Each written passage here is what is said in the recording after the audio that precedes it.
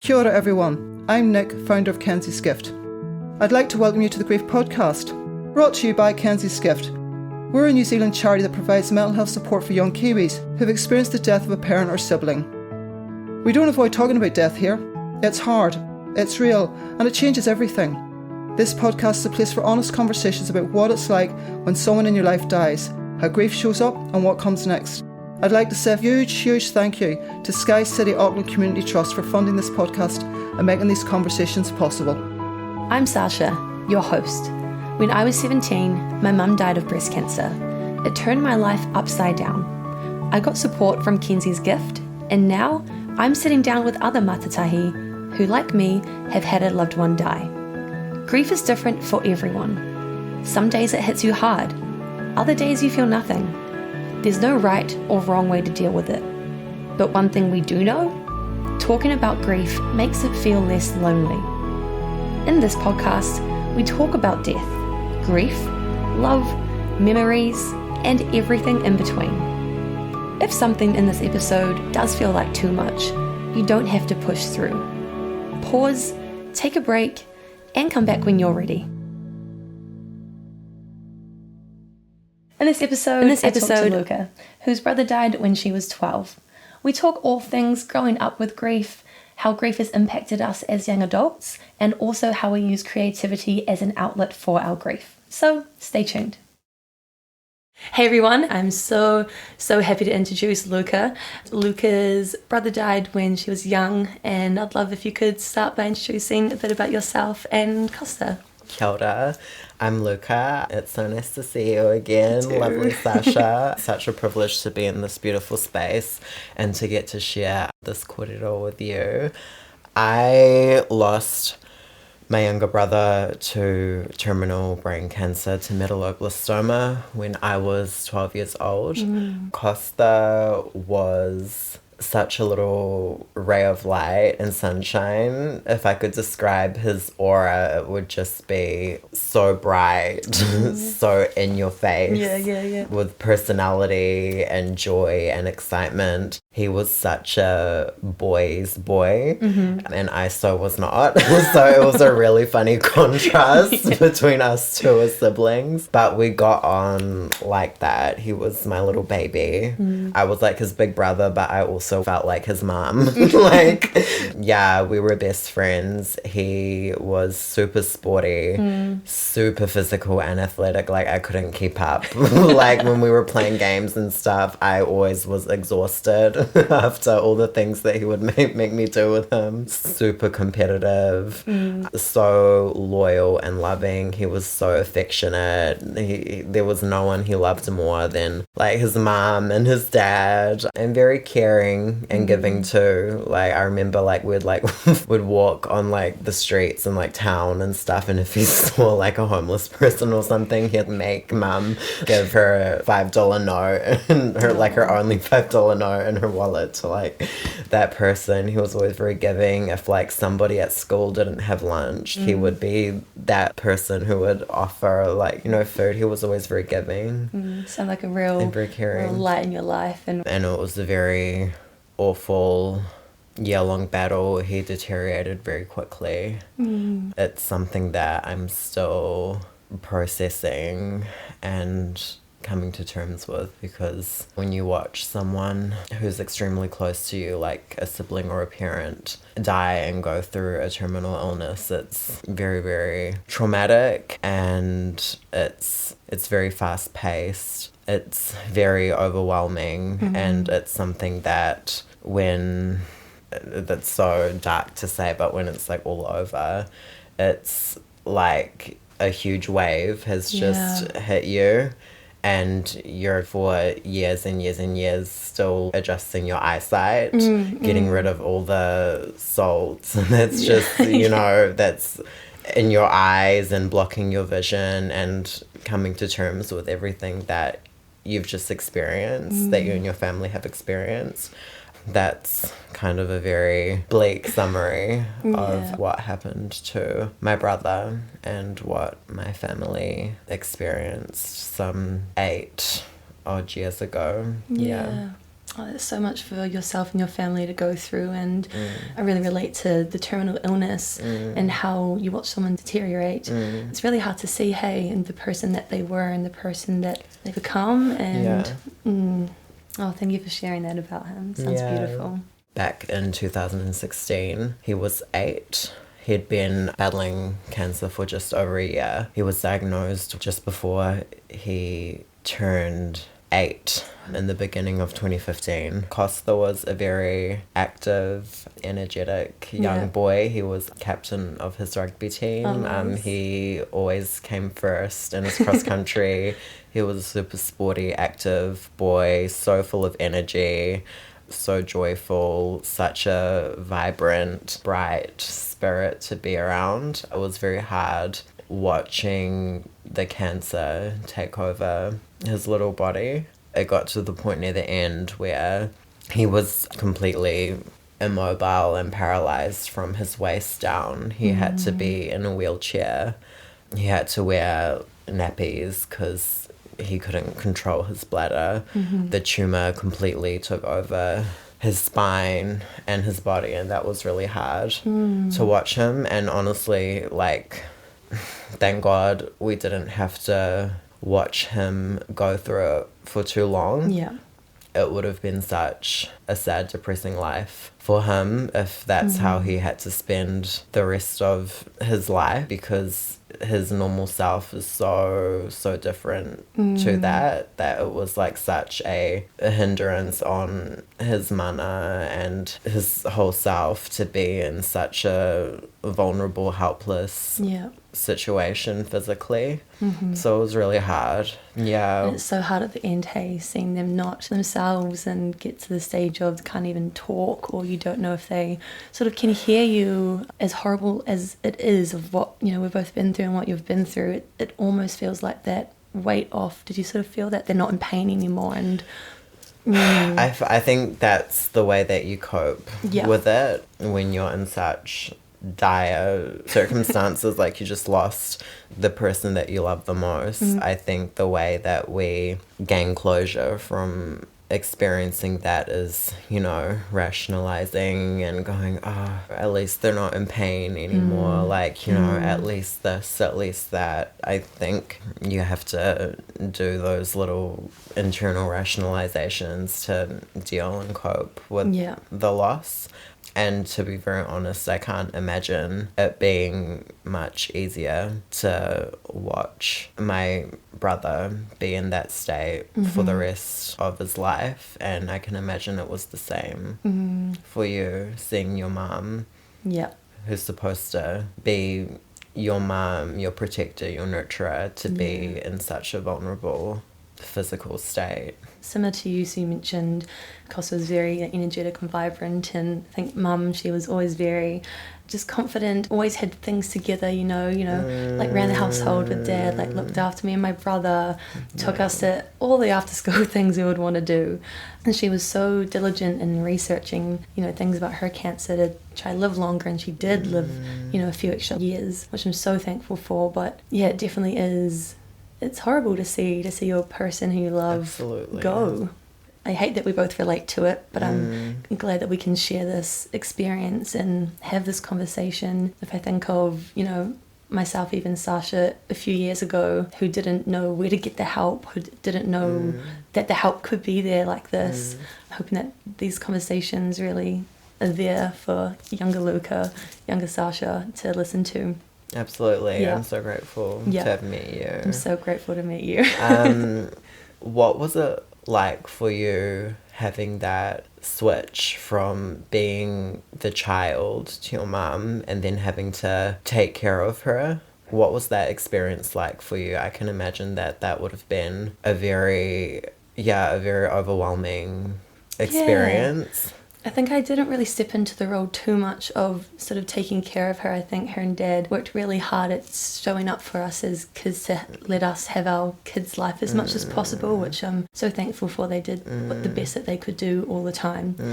But it was definitely when there's like all the firsts post the death, that's when you really notice that difference, when they're not at your graduation or, you know, those types of things. I think when it all first sort of happened, all the firsts afterwards were like the hardest thing to go through. I relate fully. And yeah, I feel very lucky too to have had a mum and dad who were also very diligent with taking care of Kosta. I found that my role when he was sick was being the distraction, like being the little entertainer. I used to make videos and make films and include him in them like make stories, and I always was kind of that distraction and that play and that fun for him. And then mum and dad would stay up until the AM researching, calling doctors overseas, being in that caretaker position. And I think that that is really important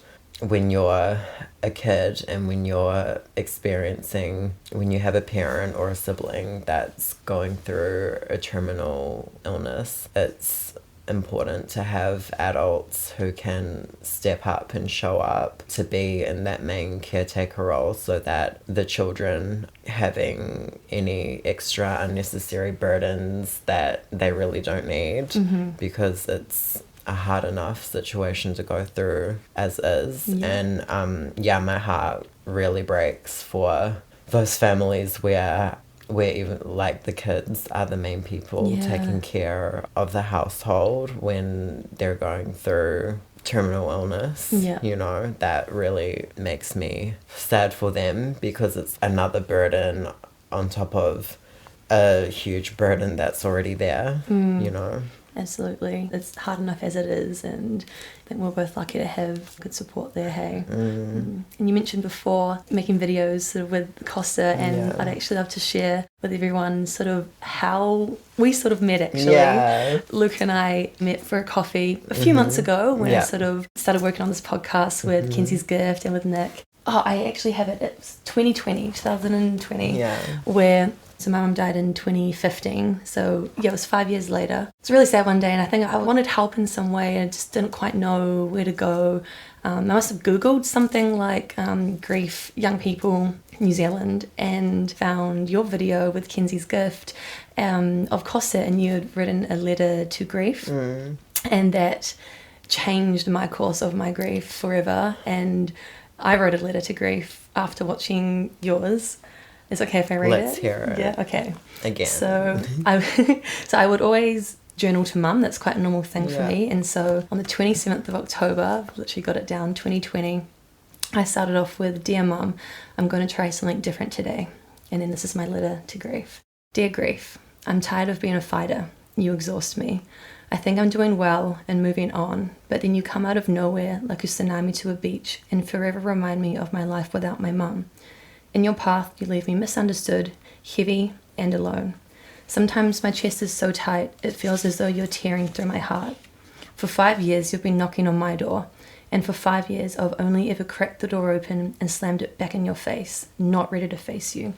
But after 5 years, I'm finally ready to let you in." So that's beautiful. Thank you. You're the reason I wrote that letter, and instead of looking at grief as this enemy in my life, it caused me to make it my friend instead, and to realize it's part of me, it's part of my life, and I cannot keep avoiding it. I cannot keep pushing it out, slamming the door in its face. It was just time to let it in. So that was at sort of the 5-year point in my grief experience where that happened for me. So thank you, because that's part of the reason I think we're all here today doing this right now. So thank you for sharing that, and for having the bravery and vulnerability to do that, especially so far into your journey with grief. 5 years is a long time to try and move on and push everything away. So it's really mature and vulnerable of you to be able to rekindle your relationship with your grief so many years later.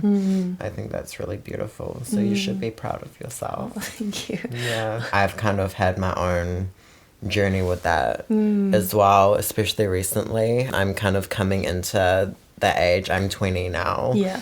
I lost Kosta when I was 12. So I'm kind of at the age where I've got all these me, like I need to build myself up. I need to study. I need to work. I have all these goals that I need to achieve. So my life for the past few years have been extremely fast-paced. Yep, I bet. And so many distractions, very social, very immersed in work and uni and and life, just life. Welcome to the 20s. Welcome to your 20s, right? And that 20s is lots of distractions, very fast-paced. I have had very little space to think about my past, nor have I wanted to think about my past. It's gotten to the point now where, like, especially in the past couple years, most of the people who I've met and who I've made connections with, they don't even know about Kosta. Yeah. When they ask me, like, oh, how many siblings do you have? I'm like, oh, I have 2 younger brothers. They're like, are you close with them? I'm like, yep, close with both of them. Yeah. That's how I have been coping recently, which is interesting because when I was younger, I was so much more open with everything. And looking back on it, I'm glad that I was, because I obviously had a lot to say, a lot to process, and a lot to share, a lot to come to terms with when I was at that age. And then I think as time went on, it all got a little bit overwhelming.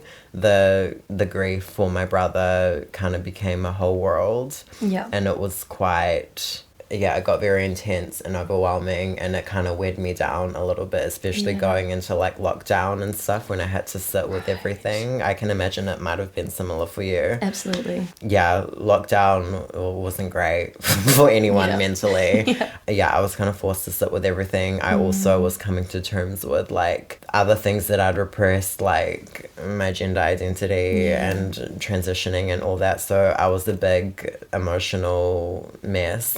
Melancholic mess during that time, and I think from that point on I had to find myself and create a life beyond my grief. And it's not me forgetting it or running away from it, but it's kind of creating a new chapter, taking my grief with me and acknowledging it when it's right and when it's necessary, but also creating a life for myself beyond all that and living, because I now feel like I bear the burden of living 2 lives, experiencing life to the absolute fullest because Costa couldn't. Of course. So that's kind of where I'm at now. But when there's moments where the grief hits me, it hits me hard, and it can be quite overwhelming to sit with, even more so than it was earlier in my life, because I was talking about Kosta and acknowledging him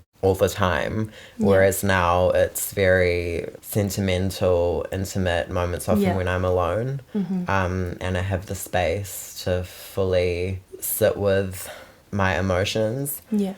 That's when I am closest to my grief these days. And it's always very hard, but necessary. For sure. I know that the message nowadays is to be open, to be vulnerable, to share your grief with other people, which is true, but I also think it's absolutely okay and good to be able to have an outlet to experience your grief in a healthy way just on your own.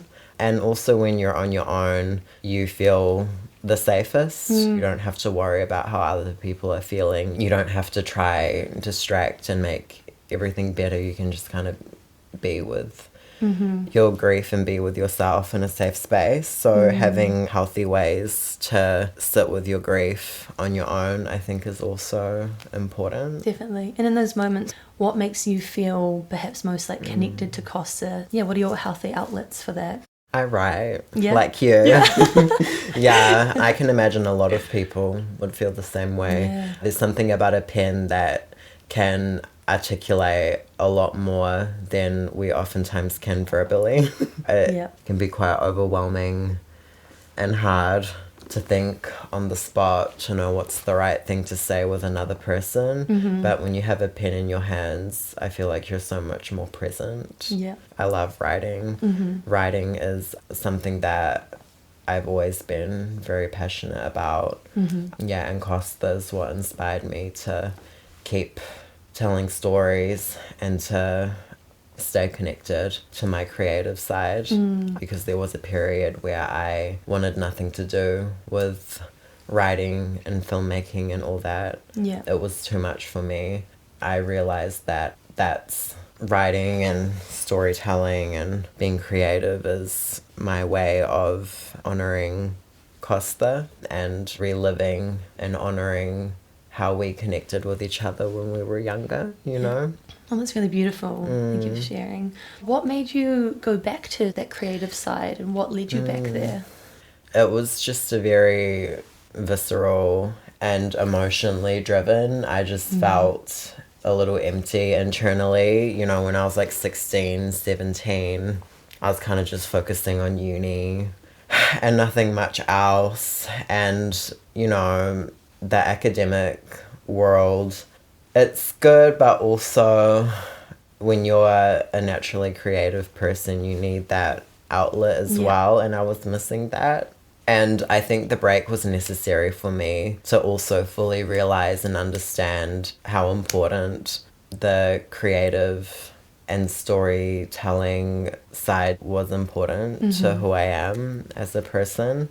So, yeah, there wasn't anything specific that made me want to go back to kind of the arts and the creative world. It was more so just knowing internally that in order to feel whole, I need to have that outlet as well. Yeah. No matter what I'm doing in life, no matter where I am, I need to have the space. I need to make the space and put in that extra effort to make the time to unleash creatively. Definitely, and especially when you're in that sort of academic space. I really relate to that from being at uni as well. And I think growing up, I like danced to ballet. I was always doing art, and writing wasn't necessarily something I connected to then. But I think post uni, when I first started journaling, that was 2019. That was the year I finished uni. I always say to mum and write to her, update her on my life and everything that's happening. Sort of like you mentioned, just having that creative space and creative outlet, that then led me to writing some like poems. And like you mentioned before, it's just a way to say exactly how you feel and what you're thinking without having to say it. Yeah. And I love talking, don't get me wrong. Yeah. I can talk to the cows come home. We can yap all day. I can say how I'm feeling, I can know why I'm feeling, but to feel it, that is just that extra layer. Yeah, I really relate to that. I think that when I write, I feel. And when I talk, I'm talking about the feelings. But when I write, I feel it. Yeah. Do you sort of relate to that as Absolutely. well? Yeah. Absolutely. When did you start journaling? Yeah, I think 2019, 2020 regularly, off and on. Sometimes notes app on the phone, you know, maybe I'll be going for a walk at the beach, or maybe it's an anniversary day or something. And actually what you said before about experiencing grief with people and sometimes experiencing it alone, I also find it's so beautiful sharing with people, and when grief is shared, it is less lonely, but also having that space to be able to be alone with that is also really powerful. And that's something I think I only stepped into in the last few years, I would say, with mine, and having those healthy outlets, just like you said, that when you are alone, that's when you like process the feelings. Absolutely. And I think when I'm with others, that's to feel safe and to feel connected. And so I think, just like you mentioned, having a good balance of the two Absolutely is super important. Grief isn't a linear experience. Absolutely. Grief can be expressed in many ways, not just through melancholy and sadness, but also can be experienced through joy too. Yes. And that's where the people is so important too. Being able to reminisce, especially people who knew the person that you love, and being able to honor them and to remember them together is so beautiful, in a happy way as well, because it's not all sad. Imagine only being sad thinking about your loved one. Like, they'd be like, what the fuck? Like, didn't you enjoy my company? Like, you also want to smile, you want to laugh, you want to, you know, think about the good times as well. And that is so okay. You experiencing joy when thinking about the person who you lost is also honoring them and being present with them. You don't have to grieve for your loved one through sadness always. It can also be through joy and through nostalgia and through the memories. I really love that you said that. What's been your experience with joy and with sadness, for example? Do you ever feel, especially maybe towards the beginning sort of the grief, that you almost felt like you weren't allowed to feel happy at all and you weren't allowed to feel joy? Yeah, what's your experience with that? Definitely. Yeah, home was very flat, was very sad. I was 12. I was, you know, a kid who was extroverted, who wanted to socialize, who wanted to have fun, and I felt guilty a lot of the time being happy, especially when others weren't. That can feel quite isolating as well 100%. when you feel like you're not grieving the right way or you're not grieving enough. When your parents, for example, who are older, who are more connected with and in touch with their emotions and who are in a completely different stage of their life, are experiencing the grief in a much more raw, intimate way than you are as a kid. You know, you kind of feel that pressure to have the emotional intelligence and emotional connectedness of a grown adult, of your parents, when that's not realistic, that's not reality.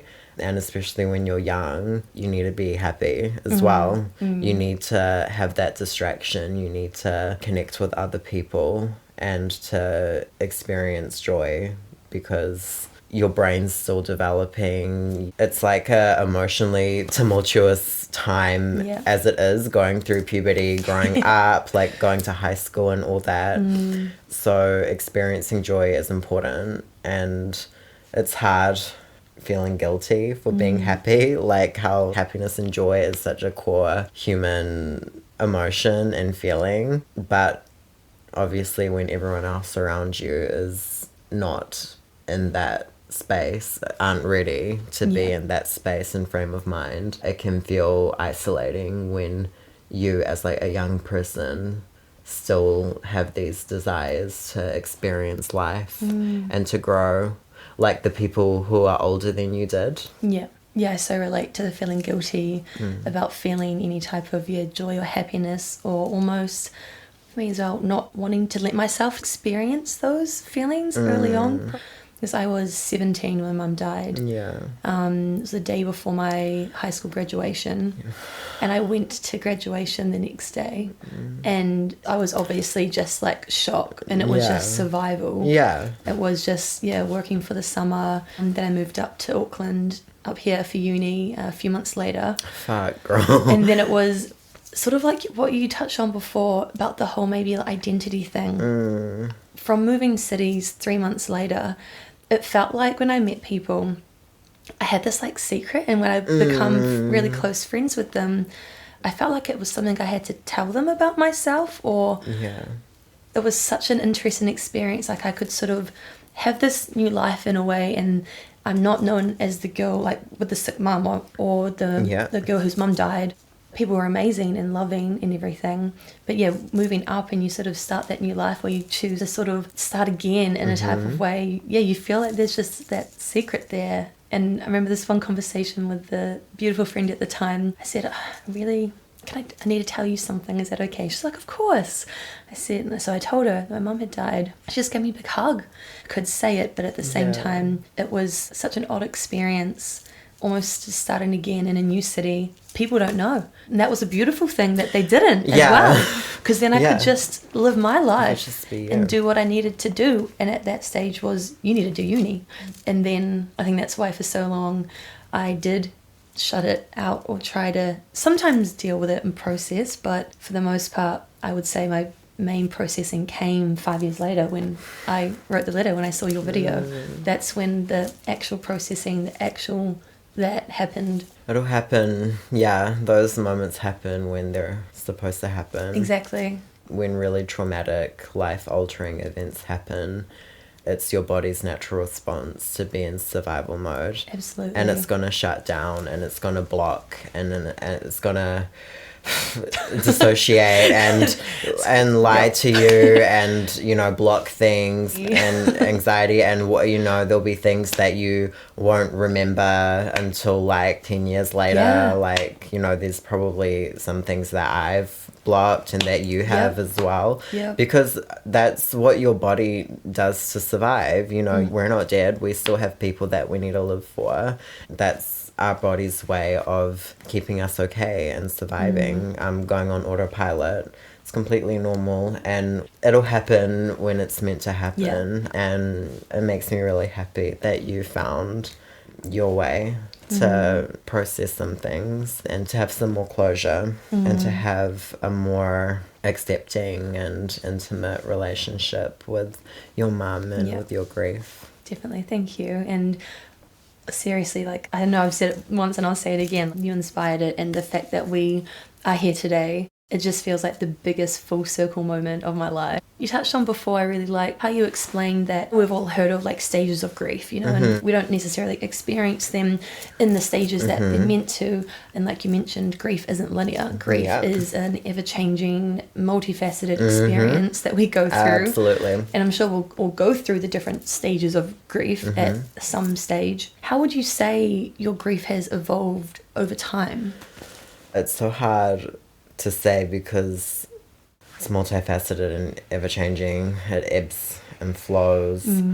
It's really hard to put it in stages. I guess how it's evolved is, in general, definitely become more accepting of it. Not that I've actually become sadder, that I've accepted how soul destroying and how grief is the end of the world. I've accepted that, and now I'm just gonna lie in bed all day and eat chocolate and feel sorry for myself. That's not the odd day. The odd day, but accepting it as a multifaceted, ever-changing experience is probably my journey with grief. Not holding expectations of how I should be and how I should experience grief, because it's a very individual experience. We're all different. We're all at different stages of experiencing and processing trauma and hard emotions, and that's okay. We all have our ways of survival, of living. And I think the older that I've gotten, the more okay I have been with letting it be. Yeah. With letting my grief come when it needs to. And then also being able to just continue living life and do the things that I need to do as is. Because when I was younger, I put a lot of pressure on myself to feel grief, to talk about it, to share it with people, to do the newspaper and magazine interviews, and to make the films, and to do the charity events and all that. And that was beautiful, and that was right for me at the time. Yeah. But now I'm at a stage in my life where it's a part of me. It's something in my life that happened that not everybody needs to know. Yeah. It's tapu. It's sacred. It's something that's very personal between me and my brother and me and my family. Yeah. And it lives with me, and it comes and it goes when it needs to. That's a beautiful way of explaining, I think, how it does come and go and it ebbs and flows. So thank you for sharing. If you were to go back in time and if you could have a conversation with younger Luka, what would you tell them, in terms of grief? I'd give him a hug. Yeah. And say, it's gonna be okay. There's so much in store for you and your family. You're capable of so much. You're resilient, and you will learn how to honor your brother's legacy in many different ways that you don't even know, that you don't even realize right now. Yeah, what about you? I would say, honestly, something really similar, that you're going to be okay, that it will be okay. It's going to be hard at times, and let it be hard. It doesn't have to be okay and perfect. You don't have to be okay and perfect all the time. If you're sad, you're allowed to be sad. Share it with people if you need to, or learn to process on your own too. And the same, you will honor your mum and remember all the things mum did to prolong her life, and take inspiration by that and carry that on with you. As I'm getting older, coming into my mid-20s, almost late 20s, I'm really trying to do that now, is honour how she fought her cancer and how she prolonged years of her life. Saunas, healthy eating, moving her body, and really just take inspiration by that to honour her. And I feel like that's how I keep parts of her with me every day, is by doing that. What ways do you honour Kosta in your day-to-day, or what parts of him do you carry with you? Through my other younger brother. Being present in my brother's life is a really important way for me that I can carry on Kosta's legacy, how I can express a similar love that I had for Kosta to him and to my family, just my family in general. I'm very family oriented and close with my family. What I learned through the hardest times is that presence and being of service to others, being there for people when they need you the most, is really important. And also through storytelling, through film, through performing, through writing, is also how I honor his legacy, because my love for performing and my love for telling stories started with him. So it would feel wrong to stop that. That's always been part of me and something that I've been passionate about. And my passion for that only grows, and it's because of him that it started. It's really beautiful, and I'm so glad that you've found something that you enjoy doing and that you can work on, that is inspired by him, and you're carrying it through. That's really beautiful. So I have a younger brother. Mum fell pregnant with him on Kosta's birthday, 2 months after Kosta passed. He was the little blessing that we needed to keep our family going. It was a very hard year, and that first year of Kosta being gone, like the emptiness of the house was so loud. Having him kind of gave, especially my mum and dad, a newfound purpose. Obviously they had me, but having him, having this new little person come into the world, gave us all a newfound purpose. Someone to raise, to nurture, to take care of. It's been beautiful watching him grow, and sad, seeing the similarities between him and Kosta, and experiencing the things, with every little boy, with every little kid that we experience with Kosta too. But it's also been incredibly healing and beautiful to experience life with him. It sounds like you guys give him a lot of love, and we do. That's really beautiful. I'm glad he was a blessing for your family. He was. It sounds like a good light in your life. He is. Good. He is. Oh, that's really beautiful. I'd love if we could touch a bit on what is something that someone has said to you or done for you that has made like a really positive impact in your life throughout your grief experience with Kosta? Honestly, what Kenzie's gift was able to provide for me when I was young, not only when Kosta passed away, but also when he was still battling his cancer. Yeah, having somebody to talk to and to process some of those really heavy emotions was really important for me as a young person at the time. And I took a lot out of that time. And also, honestly, meeting you and doing this was something that I'm gonna take with me. I know, but yeah, you are such a gem.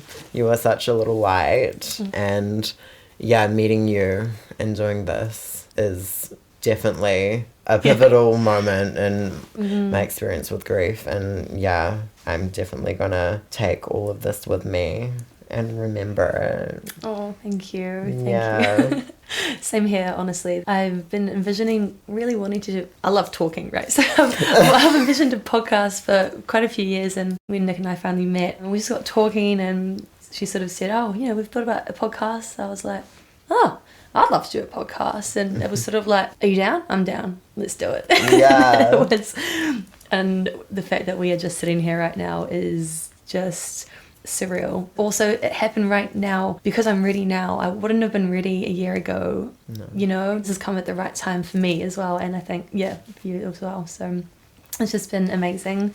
I just want to thank you from the bottom of my heart for being here and sharing your experiences with me today. And I just know, and I really hope there's, you know, people out there listening right now who you've helped from sharing today. So thank you again so much for being here, and can't wait to catch up with you again soon. Me too. Grief is tough, and you don't have to do it alone. If this episode brought anything up for you, talk to someone, a friend, whānau, or someone you trust. If you're in New Zealand and want professional support, Kenzie's Gift is here. We offer one-on-one therapy for under 24s, plus support kits and resources at kensiesgift.com. And if you're outside New Zealand, check in with your GP, your school counsellor, or a local support service. And if you need urgent help, please contact emergency services. Thanks for listening. Take care, and we'll catch you next time. Ka kite anō.